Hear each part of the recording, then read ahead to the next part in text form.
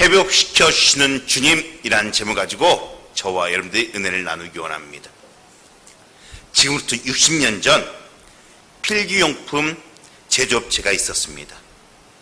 그런데 이것이 시작할 때 볼펜을 만들 수 있는 기술도 공장도 없었습니다. 어떻게 일본에 가서 살짝 배워온 기술을 가지고 우리나라에서 볼펜을 만들기 시작합니다. 그런데 일본 제품에 의해서 망하기 일보 직전에 익자 어떠한 방법으로도 해결되지 않자 이 송삼석 회장이 기도내에 올라갑니다. 그리고 하나님 앞에 간구하기 시작합니다. 하나님, 나의 이 사업체를 하나님께서 인도하여 주옵소서. 그런데 하나님은 우리에게 축복 주시기에 원하는 것이 있습니다. 무엇인지 아십니까? 우리와의 관계의 회복입니다. 하나님은 이 송삼석 회장에게 내가 너의 사업체를 축복해 주겠다가 아니라 너 나와 관계를 회복하자라고 말씀하십니다. 그러자 이 마음 가운데 하나님 앞에서 잘못했던 죄악들이 터져나오기 시작합니다. 하나님, 내가 사업을 비밀로 주일 성수하지 못했던 것 죄송합니다. 내가 11조를 제대로 드리지 못했고 하나님 말씀에 순종하지 못했고 하나님 내가 기도로 나가지 못했던 걸 용서하여 주옵소서라고 펑펑펑 울기 시작합니다. 그리고 하나님께서 그에게 그 기도원에서 기도하는 도중에 요한복음 오늘 읽은 21장을 읽게 만듭니다. 거기에서 베드로가 하나님 예수님 말씀에 순종하여 그물을 던졌더니 153마리의 고기를 낚은 사건을 보게 됩니다. 아, 하나님께서 나에게 주신 것이 있구나. 모나미라는 뜻이 무슨 뜻인지 아십니까? 친구라는 것입니다. 사랑하는 거지는 예수님은 우리의 친구라는 사실을 믿으시기를 간절히 축원합니다. 그 모나미, 예수는 나의 친구와 153마리, 그걸 합쳐서 모나미 153이라는 이 볼펜을 만들기 시작합니다. 그런데 이 송삼석 회장이 기도가 또 하나 있습니다. 하나님, 내가 이 모나미 153 볼펜을 만들며 하나님 제가 주일 성수하고 11조하고 새벽기도하고 하나님 말씀에 순종할 테니까 하나님 이걸 50억만 자루를 수출할 수 있도록 도와주십시오. 이 투박하기 짝이 없는 이 볼펜이요, 재작년 50억 자루를 수출하고 남았다는 사실입니다. 우리나라는 물론 이 기도 가운데 만들어진 이 볼펜은요, 우리나라는 물론 동구권과 이슬람권에서 판매 1위를 지금 달성하고 있습니다. 제가 왜 이런 이야기를 드리냐, 오늘 본문에서 나온 말씀이기 때문에 그렇습니다. 오늘 본문은요, 우리를 구원하시기 위해 예수 그리스도가 십자가에 못 박혀 돌아가셨습니다. 그러나 주님은 예수님 말씀하신 대로 3일 만에 부활하셨고 부활 후에 제자들에게 나타나셨습니다. 그런데요, 부활 후 제자들에게 나타났음에도 불구하고 베드로를 비롯한 모든 제자들이 예수님이 죽은 줄 알았습니다. 그래서 자신들의 사명을 내려놓고 다시 디베랴 호수, 즉 갈릴리 바닷가로 고기를 잡으러 내려가는 상황입니다. 오늘 예수님은 이때 왜 죽으셨습니까? 당신이 죽어야 할 이유는 모든 백성들을 구원시키기 위해, 또한 부활신앙을 많은 사람들에게 가르쳐주기 위해 당신이 십자가에 못 박혀 돌아가셨고 부활하신 것을 제자들에게 다시 한번 회복시켜 주시며 그들에게 이 복음을 증거하라고 다시 한번 회복시키기 위해 오늘 갈릴리 바닷가로 예수님께서 가시는 장면이 오늘 요한복음 21장의 내용입니다. 오늘 4절 말씀 우리 같이 읽기 원합니다. 시작. 날이 새어갈 때 예수께서 바닷가에 서셨으나 제자들이 예수이신 줄 알지 못하는지라. 여러분들, 예수님께서 제자들 찾아간 때가 언제인 줄 아십니까? 날이 새어갈 때. 날이 새어갈 때가 언제입니까? 새벽입니다. 대부분의 사람이 잠자고 있을 때입니다. 그때 그들의 상태가 어떠냐? 3절 말씀 볼까요? 시몬 베드로가 나는 물고기를 잡으러 가노라 하니 그들이 우리도 함께 가겠다고 나아가서 배에 올랐으나 그날 밤에 아무것도 잡지 못하였더라. 제 아들이요 분명히 배를 타고 그날 밤 물고기를 잡으러 나아갔는데 한 마리도 잡지 못했다는 거예요. 남들이 자고 있을 그 시간에 열심히 제 아들은 일했지만 한 마리도 잡지 못했어요. 실패의 현장이에요. 요즘 말하면요, 우리가 시험에 들어 낙담하고 아파하고 실패하고 사업에 실패하고 직장에, 가정에, 건강에, 관계에 실패하는 그 현장에 누가 찾아오셨다고요? 예수 그리스도가요. 그런데 더 놀라운 게 있습니다. 실패한 사람이 누구입니까? 오늘 2절에 보니까요, 시몬 베드로와 디두므라 하는 도마와 갈릴리 가나 사람 나다나엘과 세베대 아들들과 또 다른 제자 둘이 함께 있더니 라고 말하고 있어요. 누구입니까? 이들은 3년 전 예수님으로부터 부름받은, 사람 낳는 업으로 부름받은 제자들이었습니다. 예수님과 함께 있었고 전도하며 권능을 행하기 위해서 예수님께서 부르신 사람들입니다. 그들은요 3년 동안 예수님과 함께 먹고 자고 동고동락하며 하나님의 나라의 건설을 꿈꾸던 자들입니다. 그런데 예수님이 돌아가시자, 예수님이 십자가에 못 박혀 돌아가시자 주님이 부탁했던 그 복음 전하는 것을 포기하고 모두 다 도망가 버립니다. 특히 베드로는요, 예수님이 십자가에 못 박히시기 직전 나는 절대로 예수를 부인하지 않겠습니다라고 예수님 앞에 장담합니다. 그러나 예수님은 베드로에게 이렇게 말합니다. 누가복음 22장 31절 32절에요. 오늘 밤 사단이 너를 시험할 것이다. 그런데 내가 그것을 알기 때문에 너를 위하여 기도했다. 그러니 네가 잘못한 후에라도 이 말을 기억하고 회개하고 또한 다른 형제들이 시험에 들거든 네가 복돋아 주어서 하나님의 나라를, 내 형제를, 믿음을 굳게 하라라고 주님께서 부탁하십니다. 그럼에도 불구하고 어떡합니까? 베드로는요, 예수님이 십자가에 못 박혀 있는 그 대제사장 뜰에서 3번이나 예수님을 부인합니다. 그 와중에도 예수님과 눈이 마주쳤어요. 이렇게 부인했음에도 불구하고 예수님은 2번이나 베드로와 제자들을 찾아가십니다. 그리고 내가 살아있으니 믿으라고 말씀하십니다. 그런데 지금 베드로는 어디 있습니까? 그의 제자들은 어디 있습니까? 3절에 보니까 베드로가 주동자 되어서요 형제들에게 충동질해서 오늘 디베라호스과 갈릴리 바다로 데리고 가버립니다.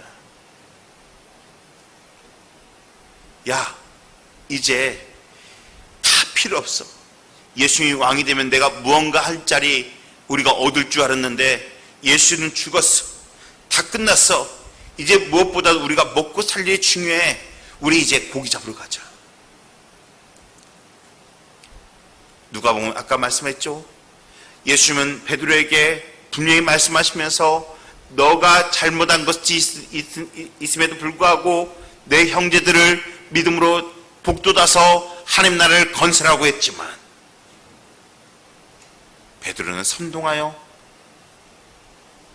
자기 동료들과 함께 세상으로 나아가 버립니다. 동료들은요 친구 따라 강남 간다고 모두 다 갈릴리 바닷가로 떠나버립니다. 그리고 나서 그들은 밤을 새워 고기를 잡았어. 요즘 말로 말하면 교회를 떠나 세상에서 온갖 모든 일에 취해본 것입니다. 또한 승진하기 위해서 열심히 일했고 밤새워 일했고 술 마시고 춤춰보았습니다. 십자가를 지고 섬기던 교회를 떠나 십자가를 벗어던지고 이익과 편리를 주는 교회를 떠나버립니다. 기도 없이 하나님의 지혜 없이 공부하려는 많은 사람들에게 하시는 말씀입니다. 기도 없이, 하나님의 은혜 없이 내 능력으로 무언가 해보려고 했습니다. 여러분들, 그런데요, 그 결과가 무엇이라고요? 오늘 그날 밤에 아무것도 잡지 못하였더니, 사랑하는 여러분, 베드로와 제 아들은요, 바다의 전문가입니다. 그런데 그 바다의 전문가가 형편없이 그 밤에 실패하고 텅 빈 배로 그들은 돌아오고 있었다는 사실입니다. 이미 예수님께서 부활하여 두 번이나 보여주신 에도 불구하고 믿지 못하고 그들이 세상으로 나간 결과입니다. 저는 목회를 하면서요, 이러한 사람들을 참 많이 봅니다. 자신의 능력으로 하다가 실패자 같은 케이스가 너무나 많이 있습니다. 여러분들, 그리스 신화에 보면요, 시시프스가요, 신을 대적하려다가 벌을 받게 되어집니다. 그 벌이 뭐냐? 아주 큰 돌을 언덕 위에 올려놓는 겁니다. 그런데요, 자기가 끙끙끙 올렸다가 거위 위에 올라가다가 힘에 붙여서 그 돌을 놓아서 다시 내려옵니다. 또다시 그 돌을 올려가지만 거의 올라가다가 힘이 붙여서 또다시 내려놓습니다. 누군가에게만 도움만 청했다면 그 돌은 올릴 수 있을 텐데 그 누구에게 도움을 청할 사람이 없습니다. 여러분들, 이게 우리의 인생의 모습입니다. 무언가 하려고 하지만, 다 왔다고 생각하지만 와르르 무너지는 것이 우리의 인생입니다. 사랑하는 교회 여러분, 다행인 것은 이러한 삶 가운데 우리 대웅가족들에게 도와주시고 은혜를 주시고 함께해 주실 분이 있다는 사실을 믿으시기를 간절히 축원합니다. 그분이 누구라고요? 예수 그리스도라고. 오늘날 21세기도 주님께서는요, 실패자, 배신자, 망한 자, 비굴한 자, 변질자, 신앙이 약한 자들을 외면하지 않고 회복시키시기 위해 한 사람 한 사람 찾아오신다는 사실을 믿으시기를 간절히 축원합니다. 내가 너에게 그렇게 사랑했는데, 내가 너를 그렇게 잘해줬는데 내가 어떻게 그럴 수 있어라고 말하지 않고, 책망하지 않고요, 상처를 회복시키시고 사랑을 회복시키시고 사명을 회복시키고 비전을 회복시키기 위해 저와 여러분들을 찾아가신다는 사실을 믿으시기를 간절히 축원합니다. 어느 장로님의 이야기입니다. 한 장로님이 교회에서 상처를 받아서 교회를 떠나게 되었습니다. 근 10년이나 교회를 떠나서 타락한 생활을 합니다. 어느 날 술집에서 술을 먹고 있는데 옆에서 점을 보던 점쟁이가 소리칩니다. 여기에 예수 믿는 사람이 있습니다. 제발 좀 나가주십시오. 점괘가 안 나옵니다. 사람들이 껄껄껄 웃습니다. 아니, 무슨 술집에 예수쟁이가 있어. 그러나 점쟁이가 계속 말합니다.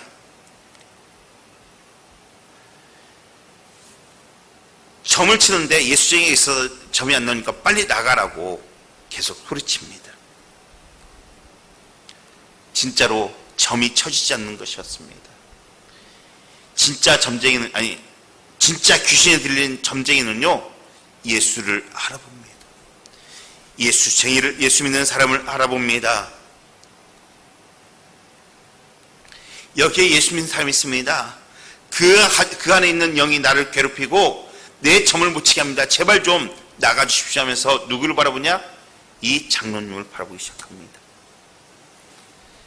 장로님이 얼굴이 화끈거렸습니다. 부끄러웠습니다. 장로라는 사람이 술집에 앉아서 술 마시고 있는 것에 대해서 다시 한번 회개의 역사가 일어나기 시작합니다. 나가자마자 한 나무를 붙들고 엉엉 울며 기도하기 시작합니다. 하나님, 내가 주님을 떠난 지 10년이나 되었는데 우리 주님께서는 아직도 내게서 성령을 거두가시지 않으셨군요.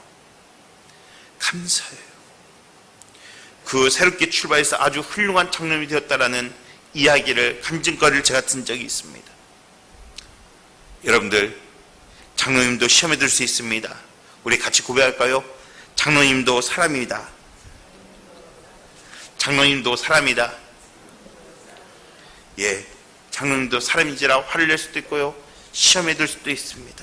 실수할 수도 있습니다.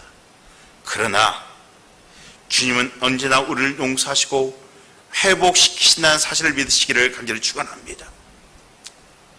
우리의 인생의 모든 인생의 회복의 첫 단계는 주님의 찾아오심부터 시작되어집니다.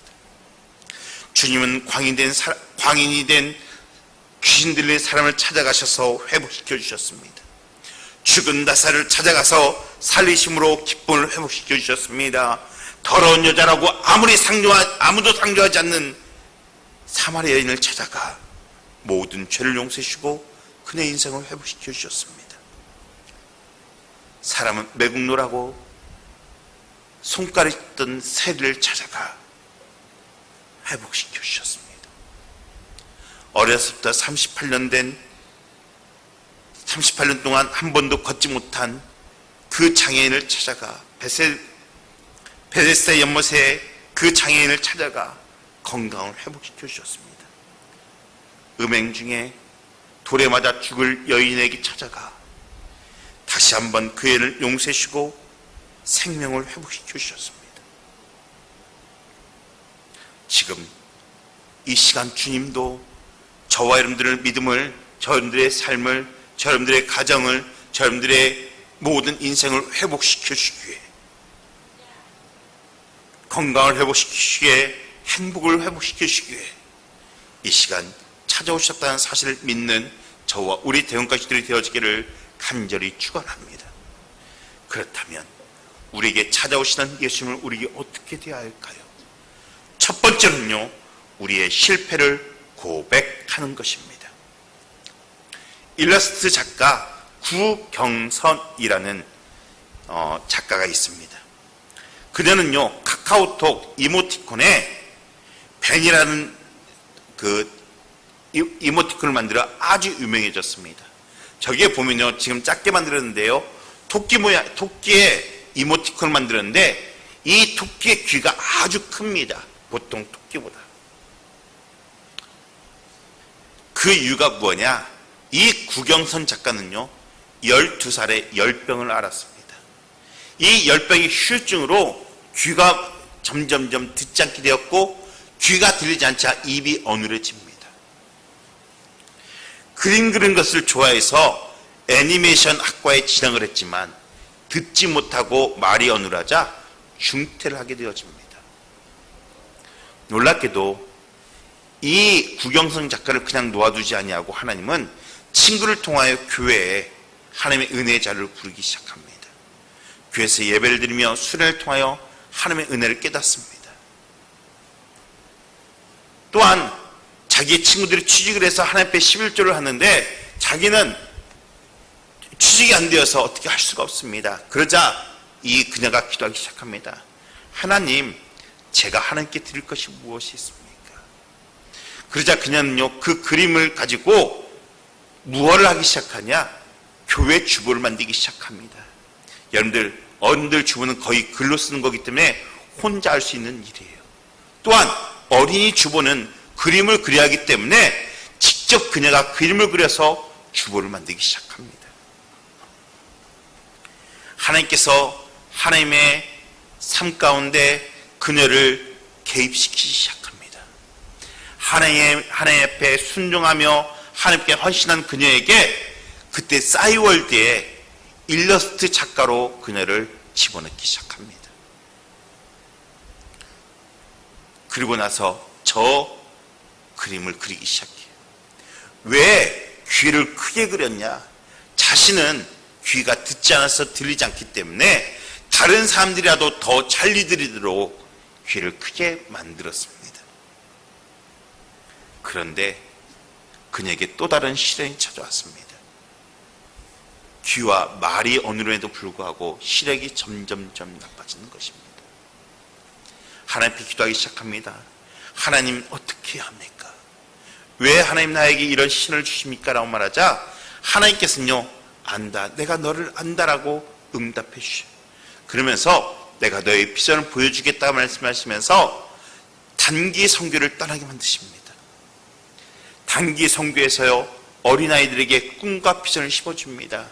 언니, 나는 세계를 돌아다니며 사진을 찍는 작가가 되고 싶어요.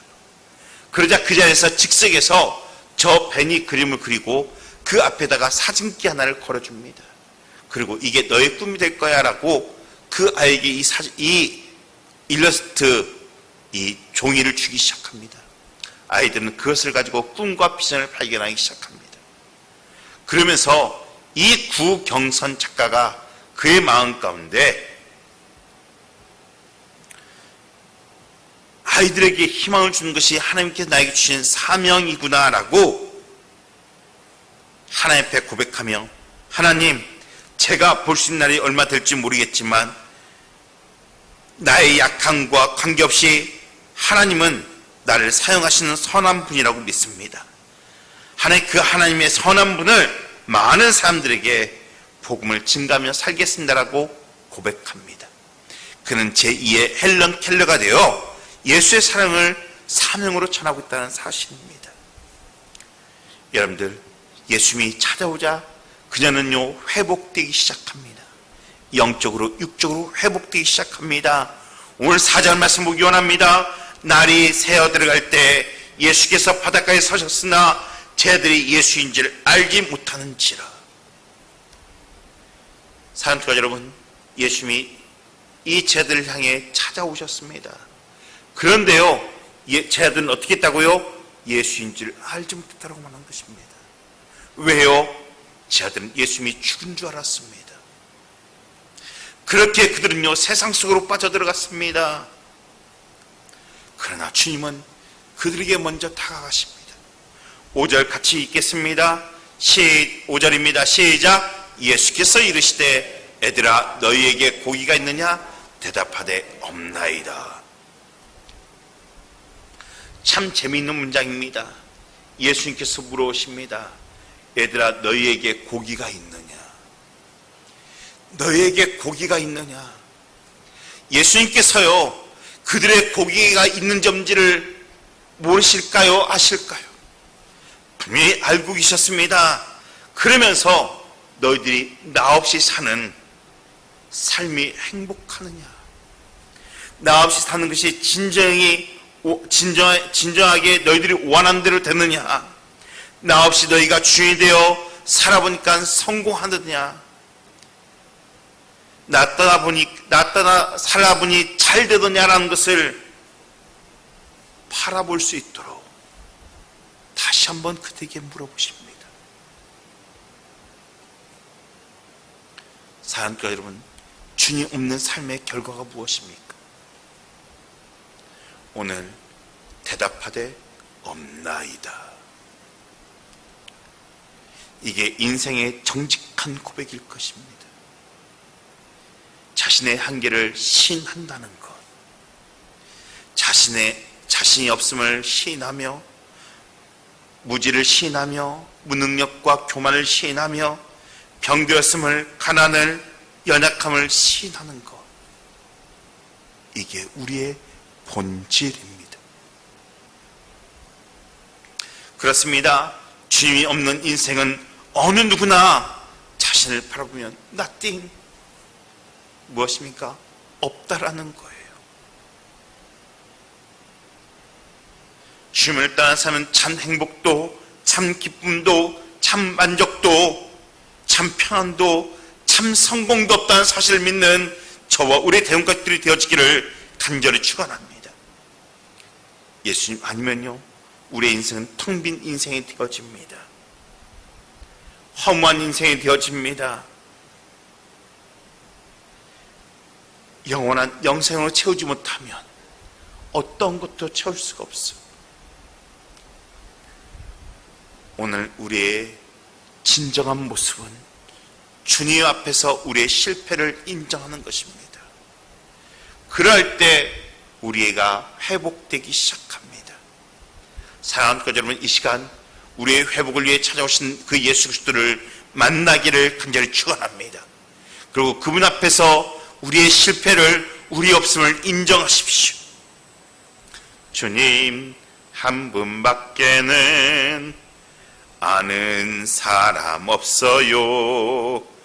가슴 깊이 숨어있는 주를 사랑하는 마음, 주님 한 분밖에는 기억하지 못해요. 처음 주를 만난 그날 울며 고백하는 말, 나는 행복해요. 죄사함 받았으니 그 한지 품 안에서 떠나 살기 싫어요. 나는 행복해요. 사랑이 샘솟으니 이 세상 무엇보다 채우고도 남아요. 그렇습니다.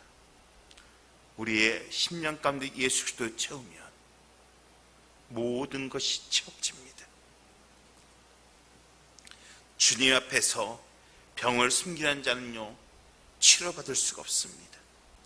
죄를 숨기려 하면요, 자염을 얻을 수가 없습니다. 실패를 숨기려 하면요, 성공할 수가 없습니다. 이 시간 우리가 주님 앞에 우리의 모든 걸 내려놓고 주님으로 우리의 심령을 채우는 저와 우리 대응가들이 되어지기를 간절히 축원합니다. 두 번째로요, 우리 가운데 순종이 나타나야 합니다. 6절 말씀 보니까 이르시되 그물을 배 오른편에 던지라 그리하면 잡으리라 하시니 이에 던졌더니 물고기가 많아 그물을 들 수 없더라. 예수님이 말씀하십니다. 그물을 배 오른편에 던지라. 여러분들, 예수님은 물고기 잡는 데 비전문가입니다.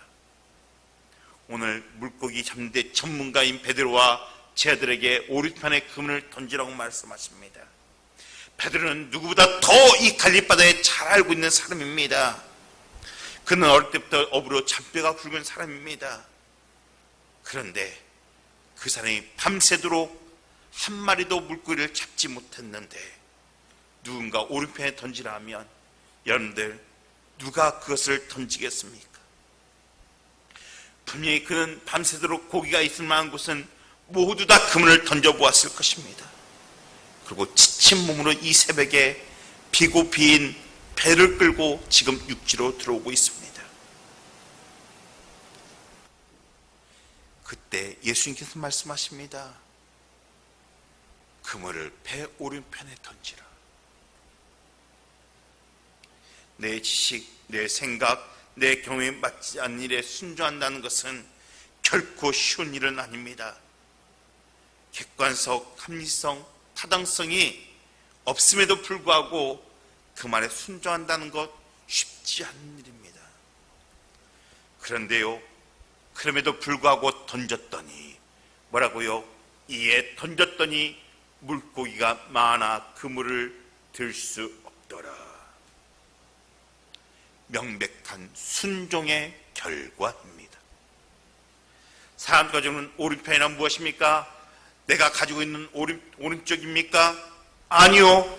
지금까지 제 아들이 가지고 있던 자신의 경험과 기술과 노력으로 고기를 잡던 삶에 실패를 인정하고 주님의 방법으로 순종하는 것, 불순종의 삶에서 순종의 삶으로 바뀌어지는 삶, 이것이 배 오른편에 던지라는 것입니다. 사랑하는 여러분, 그리스도의 명령 가운데는 분명히 하나님의 약속과 축복이 포함되어 있다는 사실을 믿는 저와 우리 대응가들이 되어지기를 간절히 축원합니다. 그러기에 그 말씀에 순종할 때 놀라운 기적과 하나님의 은혜는 넘쳐나게 되어 있다는 것입니다. 그렇다면 우리의 삶을,